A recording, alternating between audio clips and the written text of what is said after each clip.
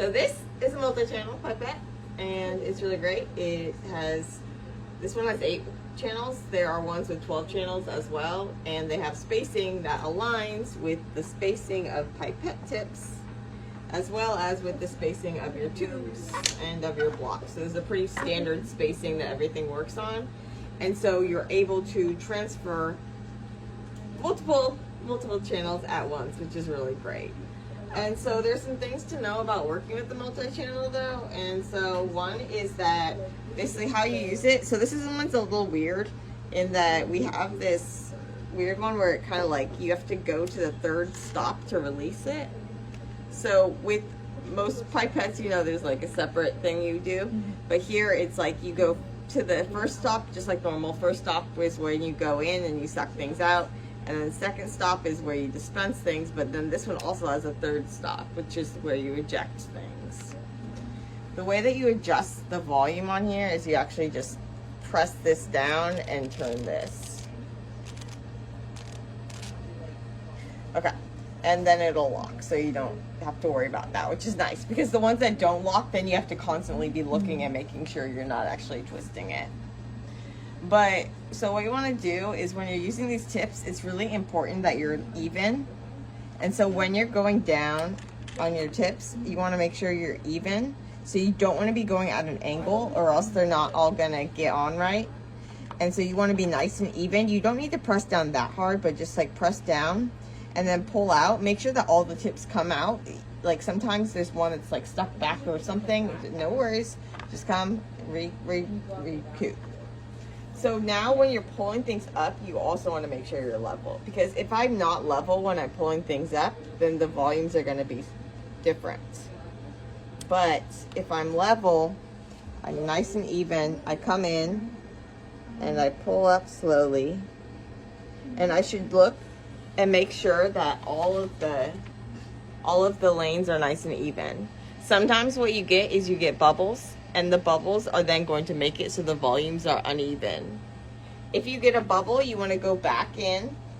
No worries. Make sure you don't go to the 3rd stop so you don't release things. But just reset. Okay, go back in. Sometimes you might need to go up and down a couple times. We'll get rid of the bubbles also. So yeah, I just got a bubble, but I got rid of it. And so you want to make sure to prevent bubbles that you're kind of just in the middle of the liquid. So you're under the surface of it, you're nice and even, and you're not touching the bottom, because that way you can avoid getting the bubbles as well, unless you have a really small volume. The reason why I say don't touch the bottom is just so you make sure that you're not just, sometimes people have a tendency to push really hard against the bottom and they're not pulling things up. So what I have here is basically now when you come to transfer it, you want to make sure that all the liquid is going to come out. So you want to look and keep your thumb pressed down when you come out and make sure you got all the liquid out. When you got all the liquid out, you're awesome. Sometimes though, when you're like trying to take stuff out of a tube, especially, it can be difficult, and so you want to make sure that, especially here, if you're like holding the tubes, that you get like all of it even, you know. So if you're at an angle, then what's going to happen is some of them are going to have it like not in there, and some of it will have it in there. And so sometimes you get bubbles that you can kind of just get rid of by pipetting up and down. What happens when you're trying to do things in a tube sometimes is that when you pull things up and then you kind of like put it down, you get that, because you're resetting or something, you get a bubble in the bottom. And when you get that bubble in the bottom and then you come in with your tips and you go all the way down to the bottom, you're gonna have a bubble. And so if I just pulled up, then it wouldn't work. But what I want to do is I'm gonna pull up and then I'm gonna pipette it back down while I'm right under the surface, and then pull out.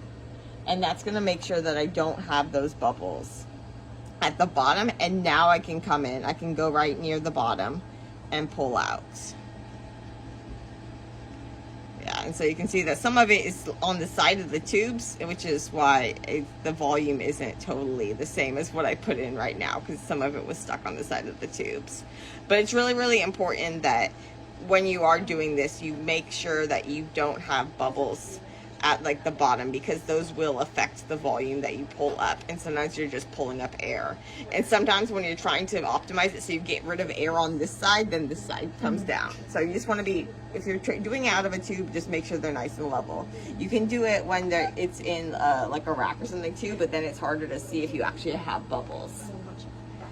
When you are using the tips, so again, this is just a demo, so I'm just gonna put them over here, but this also shows, like, so normally we don't, like, we just refill these rack boxes, but you also want to keep a couple so that you can use them to keep your tips in, because a lot of times you don't have a full row, you just have a partial one, and or you have a tip box that's like really disorganized.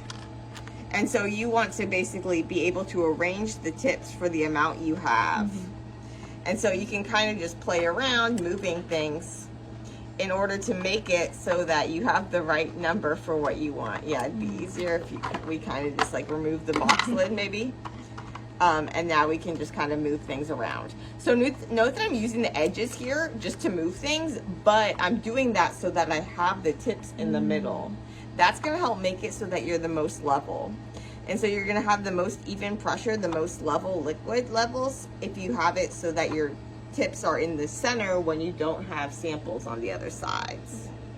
So I'm going to come into my tips. I'm going to come over. I'm going to go to the first stop, go in. I'm going to pull up. And now I'm going to look. Make sure they're even. There's no bubbles. If there were a bubble, no worries. Okay, let's go back in. Reset. Okay, let's come on. Okay, maybe there's still a problem or something. I just go up and down a few times, making sure that there's no bubbles, that things are nice and even. Now I'm going to come over. I'm going to come into my tube or wherever I want to go. I'm going to go down. I'm going to go down to the second stop. Keep my thumb held there and pull out. I'm going to look at my tips, make sure I didn't pull out any sample. We're all good. Now I'm going to come over and eject my tips by going to the third stop. If you are doing things where you're going from, like, say, a new rack of tubes to a new box or something, so you want to kind of make sure that you're strategic about what goes where to help you keep track of things. So if I were to be filling out this whole box or something, even if I wasn't, I might just like make it so that I might move everything over this way or something once, so that I have this row is going to correspond to my A samples, and this row is going to correspond to my B samples, and then I would go like that. Okay. So sometimes it's easiest to set up, if you have a large volume, then it's easiest to set it up in like a reagent reservoir. If you have a smaller volume, then, or you have different things in each well, then sometimes I'll do it in PCR strips, or I'll do it in like a deep well plate. They make reagent reservoirs that are kind of like split up into sections like this, but a plate works as well as a strip tube. These are smaller volumes. We have a small volume that we're kind of trying to pipette out. It's too small that we can't use a reagent reservoir, but not small enough to put the sample into PCR strips to transfer out of that, and so we're putting them in this deep well plate. So we prepared a larger volume of our master mix than we actually need, so that we take into account the fact that we're going to be losing some. And now we split the volume that we made into the amount of like channels that we want, and so we're gonna have in our plate, we're gonna have 6 channels, so like 1, 2, 3, 4, 5, 6, and so then we're gonna do that multiple times, and so we divided our total volume by the number of tubes, so by 6. Now we're pipetting into the block so that we can then multi-channel it into the tubes.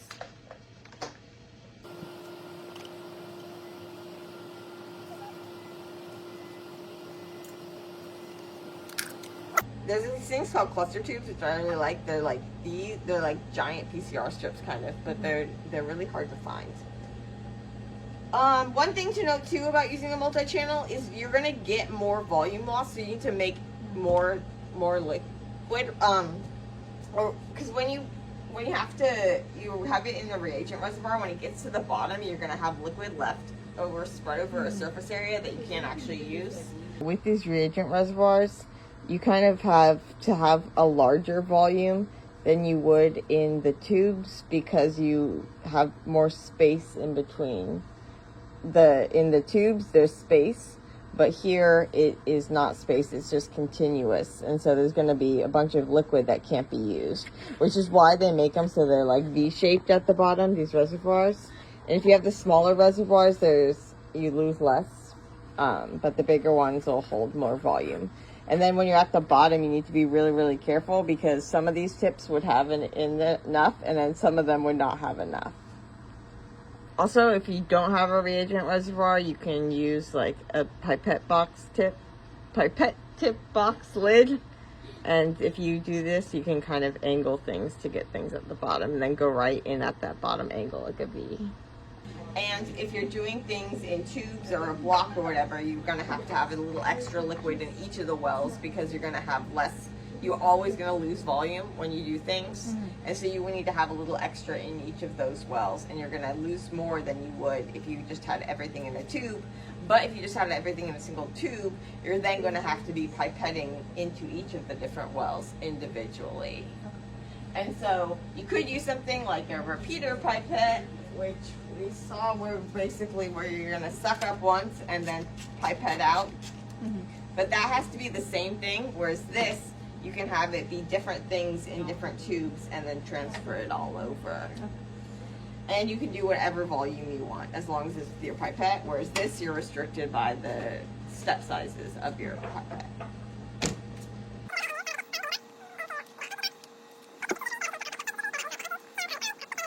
Gonna go down into our samples. Be sure you're nice near the bottom, but not pressing up against the bottom. Perfect, perfect, perfect. Awesome. Make sure you don't lose any. But yeah, so those are really great for mixing. And so yeah, the key for mixing whenever you're doing is to make sure you have a volume that's near the volume that you have, but not like, so 3/4 or so of the volumes, you have less risk of pulling up the air. But you want to have enough that you're going to mix it well.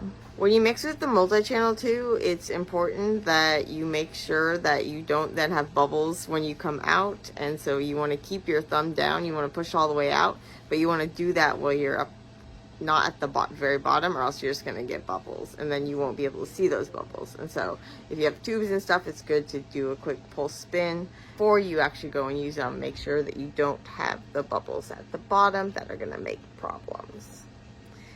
Are you ready to start practicing? Sure. Okay, let's go for it.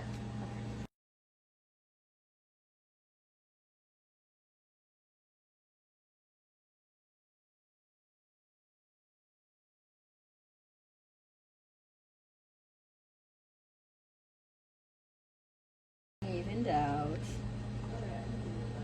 Push it in.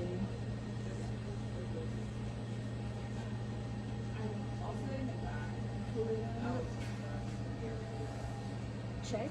Yes. And so the blue we have now just is a dye to make it easier for us to check, but you'll have to be more vigilant when it's just clear liquid. Yeah, is it? Yeah. And then you're always gonna want to dispense it like onto the surface of the like the sides of the tube or near the bottom, so that it doesn't get stuck on the sides. Perfect. And then check again. All is good. Awesome. There we go. There you go. So you're going in the middle to make sure that we get the most even.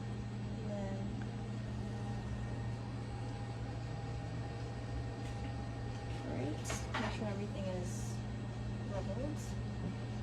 And then, let's see, let's choose, do right in the middle. Make sure no liquid is left. And then push down to the third stop. And we're good. Fabulous. Woo! What do you think of the multi-channel? It's pretty cool, huh? Awesome. Lifesaver. Yes. And this is not a product endorsement. No, it's not. Honest. No.